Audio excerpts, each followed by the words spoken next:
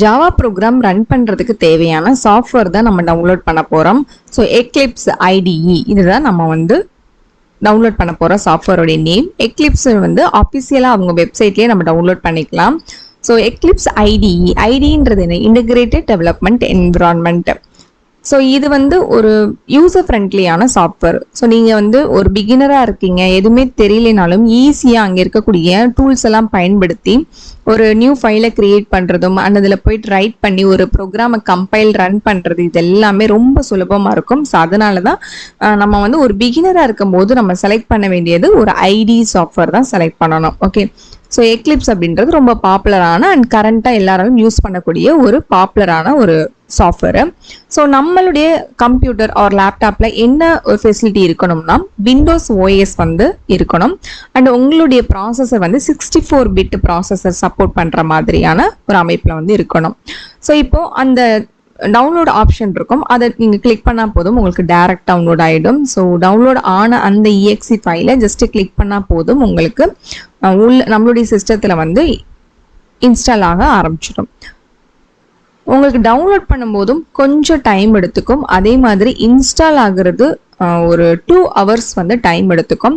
So நீங்கள் வந்து கொஞ்சம் டைம் எடுத்து பண்ணுற மாதிரி தான் இருக்கும். ஸோ இதில் வந்து first option Eclipse IDE for Java developers, அதை வந்து கிளிக் பண்ணுங்க. ஸோ நெக்ஸ்ட் வந்து இன்ஸ்டால் இருக்கு. ஸோ இன்ஸ்டால் ஆப்ஷனை கிளிக் பண்ணுங்க. அதில் பார்த்தீங்கன்னா ஜாவா 17+ அப்படின்ட்டு இருக்கு. அப்படின்றது என்னன்னா இப்போ ரீசெண்டாக ஜாவா வெர்ஷன் இருக்கு இல்லையா, அதுதான் குறிக்குது ஜாவா 17 அப்படின்றது. ஸோ இதில் அக்செப்ட் அப்படின்னு கொடுத்துடணும். ஸோ அவங்களுடைய அக்ரிமெண்ட் அப்படின்னு கேட்குது. ஸோ அக்செப்ட் பண்ணிட்டீங்கன்னா இன்ஸ்டால் ஆக ஆரம்பிச்சிடும். ஸோ அதை சொன்ன மாதிரி உங்களுக்கு டைம் வந்து 2 hours வந்து டைம் வந்து எடுத்துக்கிற மாதிரி இருக்கும். ஸோ ஜாவா டெவலப்பர்ஸ்க்கு முக்கியமாக தேவை அப்படின்றது ஃபஸ்ட்டு வந்து ஜாவா ஐடிஇ. ஸோ அதை வந்து இந்த சாஃப்ட்வேர் வந்து ப்ரொவைட் பண்ணோம். ஸோ நெக்ஸ்ட்டு வந்து அட்வான்ஸ் டூல்ஸ் பார்த்தீங்கன்னா GID client, XML editor and Maven இதெல்லாமே ஒரு அப்ளிகேஷன் டெவலப்மெண்ட்டுக்கும் யூஸ் பண்ணலாம். அண்ட் இப்போ நம்ம இன்ஸ்டால் பண்ணிட்டு இருக்கக்கூடிய எக்லிப்ஸ் ஐடியோடைய ஃபைல்ஸ் எல்லாமே C:Eclipse அப்படின்ற அந்த ஃபோல்டருக்குள்ள ஜாவா 2023 இந்த ஃபோல்டருக்குள்ள தான் ஸ்டோர் ஆகிட்டு இருக்கும். ஸோ இன்ஸ்டாலேஷன் கம்ப்ளீட் ஆயிடுச்சு. இப்போ லான்ச் ஆப்ஷன் காட்டும், அதை நீங்கள் ஜஸ்ட் கிளிக் பண்ணுங்க. கிளிக் பண்ணோடனே நம்மளுடைய சாஃப்ட்வேர் வந்து ஓப்பன் ஆக ஆரம்பிச்சிருச்சு. ஸோ ஃபஸ்ட்டு வந்து ஒர்க் ஸ்பேஸ் வந்து கேட்கும். ஸோ எந்த ஒரு எங்கள் ஃபோல்டரில் உங்களுடைய ப்ராஜெக்ட் நீங்கள் கிரியேட் பண்ண ப்ராஜெக்ட் வந்து சேவ் ஆகணும் அப்படின்ட்டு கேட்கும். ஸோ எக்லிப்ஸ் ஒர்க் ஸ்பேஸ் இந்த ஃபோல்டரில் தான் நான் கிரியேட் பண்ண போகிறேன். ஸோ அப்படியே விட்டுறேன். ஸோ லான்ச் அப்படின்னு கொடுத்துருங்க. நீங்கள் உங்களுக்கு பர்டிகுலராக நேமை மாற்றினாலும் இல்லை வேறு ஒரு ஃபோல்டர் C:D: இந்த மாதிரி மாற்றினாலும் நீங்கள் சேஞ்ச் பண்ணிக்கலாம். ஸோ ஃபஸ்ட் நம்ம பண்ண போகிறது வந்து இந்த எக்லிப்ஸ் சாஃப்ட்வேர் ஓப்பன் ஆன உடனே பெர்ஸ்பெக்டிவ் வந்து செலக்ட் பண்ணணும். ஸோ ஜாவா அப்படின்றத நம்ம டிஃபால்ட்டாக செட் பண்ணணும். ஸோ அதுக்கு விண்டோவில் போயிட்டு பெர்ஸ்பெக்டிவ், ஸோ ஓப்பன் பெர்ஸ்பெக்டிவ், அதில் வந்து அதர்ஸ் அப்படின்ற ஆப்ஷனுக்குள்ள ஜாவா டிஃபால்ட் அப்படின்ற ஒரு ஆப்ஷன் இருக்கும். ஸோ அதை நீங்கள் செலக்ட் பண்ணி ஓகே கொடுத்துட்டீங்க. ஸோ இது என்ன பண்ணுன்னா நம்மளுக்கு ஜாவாக்கு தேவையான tools and menus and editor setup இதை மாதிரி அதை பேஸ் பண்ண எல்லா செட்டப்புமே நம்மளுக்கு கிரியேட் பண்ணி கொடுக்கும். ஸோ அதுக்கு தான் பெர்ஸ்பெக்டிவ் செட் பண்ணுறோம்.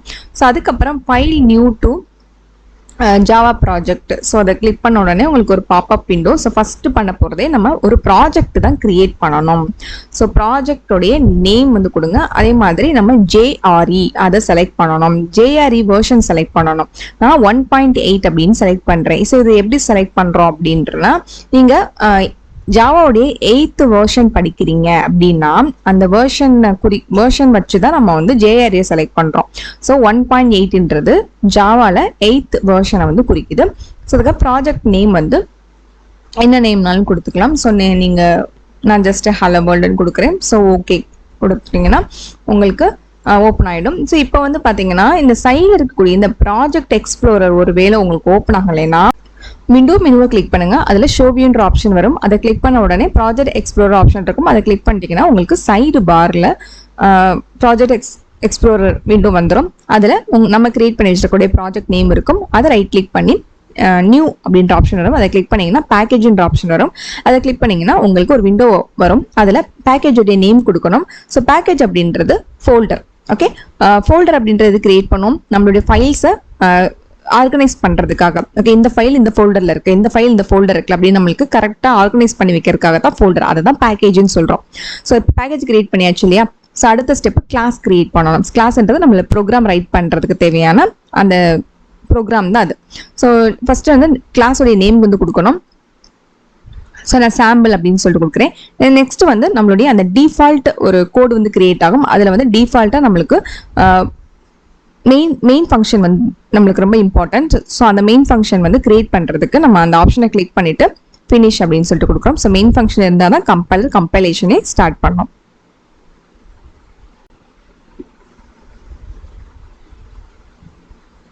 ஸோ நம்மளுடைய சோர்ஸ் கோடு வந்து ஓப்பன் ஆயிடுச்சு. ஸோ இதில் தான் நம்ம போய் நம்மளுடைய ப்ரோக்ராம் வந்து கிரியேட் பண்ணிக்க போகிறோம்.